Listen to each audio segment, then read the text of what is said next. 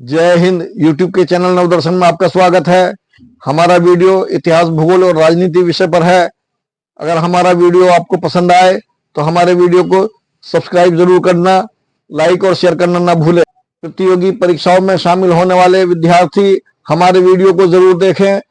प्रतियोगी परीक्षाओं में उनको कुछ सवाल मिलेंगे। हमारे वीडियो में तिथि और घटनाएं और स्थान बिल्कुल सही है, उनमें कोई त्रुटि नहीं है।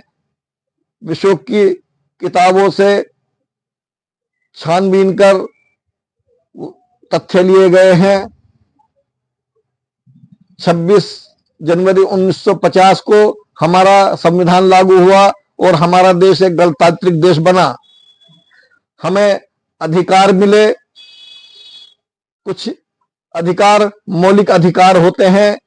संपत्ति के अधिकार को मौलिक अधिकार की श्रेणी में रखा गया, लेकिन जनता पार्टी की सरकार ने 1978 में इसको मौलिक अधिकार की श्रेणी से हटाकर कानूनी अधिकार की श्रेणी में रख दिया गया।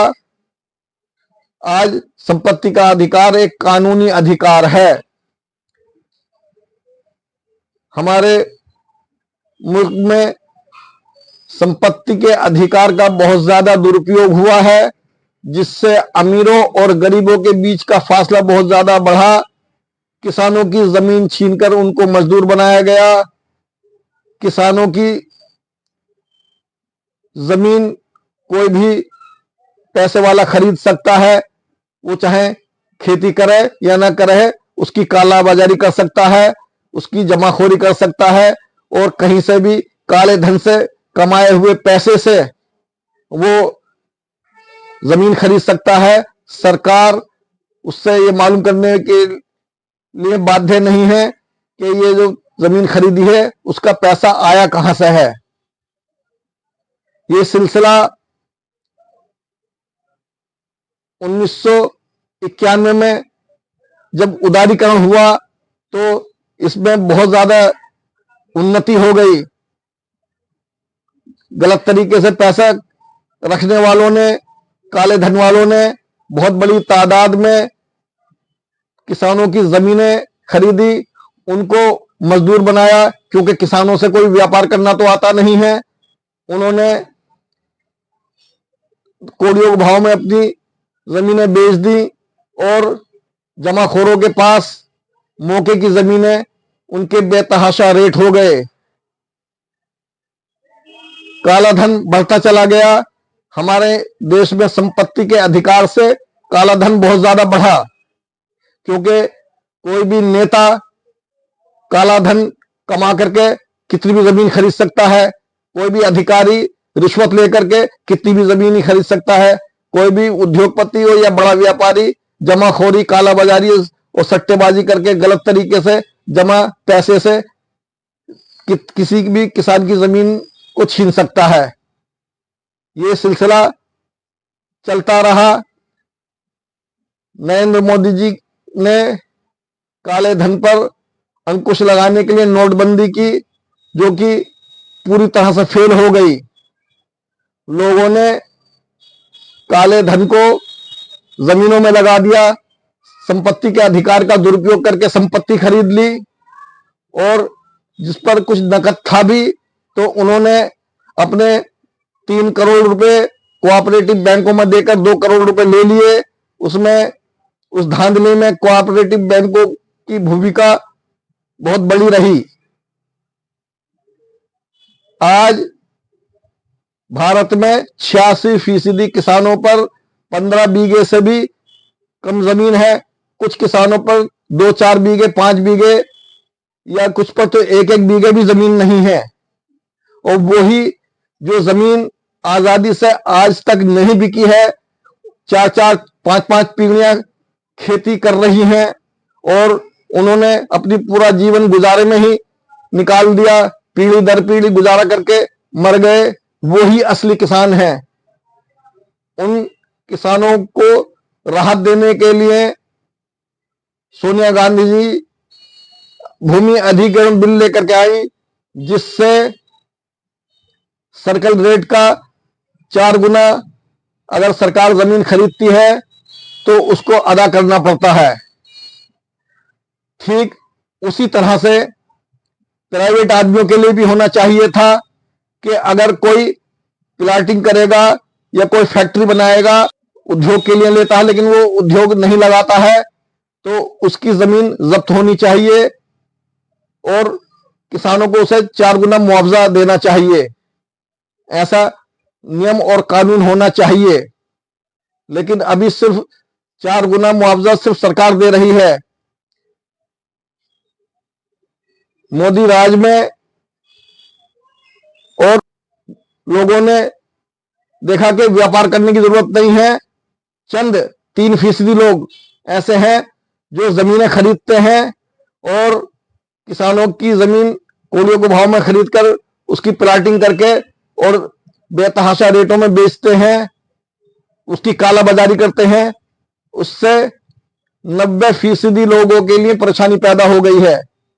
70% लोग ऐसे हैं जो आज गुजारा भी नहीं कर पा रहे हैं और ऊपर के जो 20% हैं, अगर उन पर मकान नहीं है, किराए पर रह रहे हैं, तो वो कम आमदनी के लोग हैं, औसत आय वाले लोग हैं, तब भी वो मकान नहीं खरीद सकते क्योंकि कालाबाजारी से जमीनों के रेट इन 11 सालों में 10 गुना बढ़ गए हैं। सर्कल रेट से ज्यादा महंगे भाव में जमीनें बिक रही हैं। ये भी तो एक कालाबाजारी है, ये भी तो एक काला धन है। सरकार को इस पर सख्त कार्रवाई करनी चाहिए और सख्त सजा का प्रावधान होना चाहिए। जो जमीन सरकारी सर्कल रेट के मुताबिक है वो उसी भाव में जमीन बिकनी चाहिए। अगर कोई उससे ऊंचे भाव में जमीन बेचता है तो उसकी तुरंत गिरफ्तारी होनी चाहिए या फिर वो अलॉटमेंट सिस्टम होना चाहिए। उसे रजिस्ट्री ऑफिस में जा करके पहले बताना हो कि मैं अपनी जमीन बेच रहा हूं और फिर अलॉटमेंट सिस्टम से वो जमीन बिकनी चाहिए, तभी लोगों को कुछ राहत हो सकती है। बंगाल पर अंग्रेजों का कब्जा करने के बाद लॉर्ड कॉर्नवालिस ने 1786 में स्थायी बंदोबस्त की व्यवस्था की थी, जिसमें लगान को लूटने के लिए, ज्यादा से ज्यादा लगान पाने के लिए किसानों के नाम जमीन अलॉट कर दी गई और उनका नाम तहसील में दर्ज कर दिया गया और उनसे कहा कि जो किसान खेती करेंगे या नहीं करेंगे उनको लगान देना होगा। जो लगान पहले कुल उपज का 1/4 दिया जाता था, उस लगान को बढ़ा करके कुल उपज का 1/3 कर दिया और निश्चित कर दिया, बीघे पर निश्चित कर दिया कि उतना वो देना ही देना है।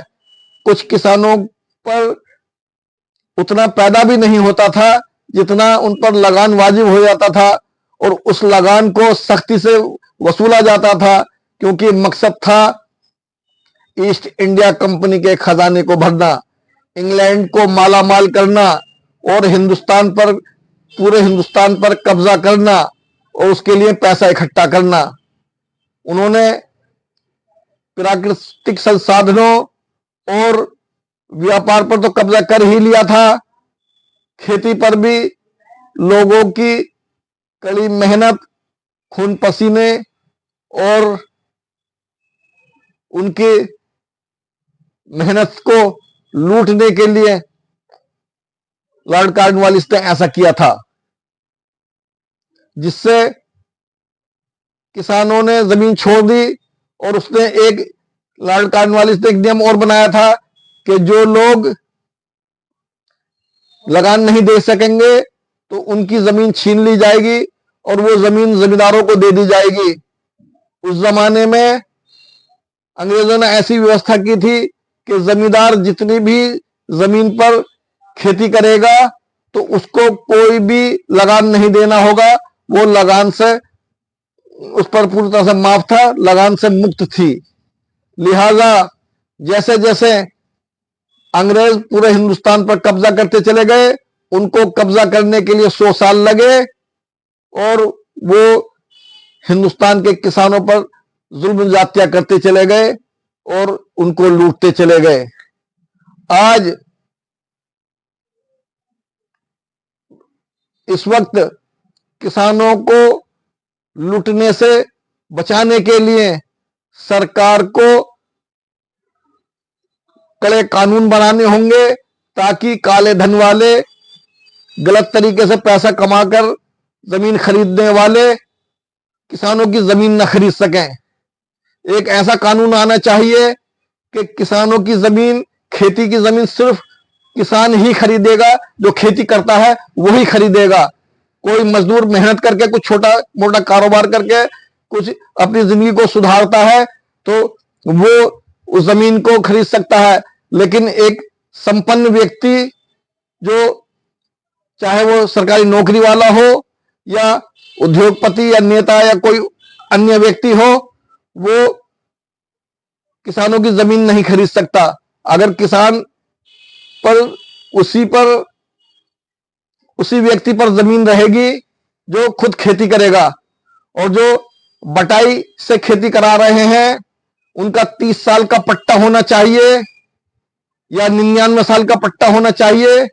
अगर 30 साल का पट्टा है और कोई भूमिहीन खेती करता है तो 30 साल में उसकी जमीन का 1/4 जमीन उस बटाईदार को मिलनी चाहिए, क्योंकि किसान कड़ी मेहनत करके लोगों के पेट भर रहा है, जमीन का सीना चीर करके वो अन्न उगाता है, कड़ी मेहनत से वो खेती करता है और उसको कोई ज्यादा खास फायदा नहीं होता।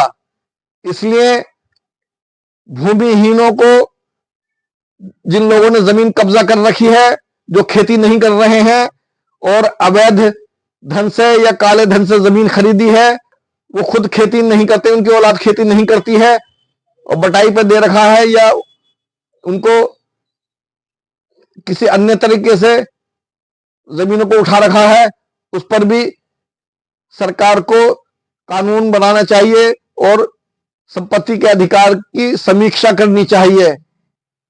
कोठियों में वही रहेगा जिसकी कमाई नंबर 1 की होगी और उस हैसियत का होगा। जिसकी आमदनी कम है तो उसको आसानी से मकान मिले, इसलिए संपत्ति के अधिकार में कटौती करनी होगी या उसकी समीक्षा करनी होगी। और जो बेतहाशा रेट बढ़ रहे हैं तो उसको रोकने के लिए कुछ सरकार को कारगर उपाय करने होंगे, ताकि 70% लोग जो महंगाई से त्रस्त हैं और जिनके पास परेशानी और मूलभूत सुविधाएं नहीं है, या तो सरकार उनको मकान दे।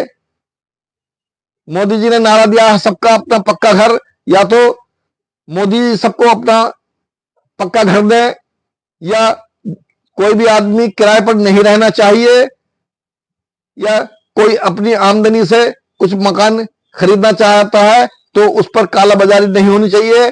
उसकी थोड़ी आमदनी भी उस महंगाई को कंट्रोल कर सके, ताकि उसे रहने के लिए इज्जत से एक छोटा मोटा मकान मिल सके। हमारा संविधान दुनिया के बेहतरीन संविधानों में से एक संविधान है, जिसमें समय और परिस्थितियों के अनुसार बदलाव करने की व्यवस्था है। अब तक 127 बदलाव किए जा चुके हैं। आज संपत्ति के अधिकार से गरीबों को नुकसान हो रहा है, इसलिए इस अधिकार की समीक्षा या इस अधिकार को पूरी तरह से खत्म करने की ताकत हमारे संविधान में है।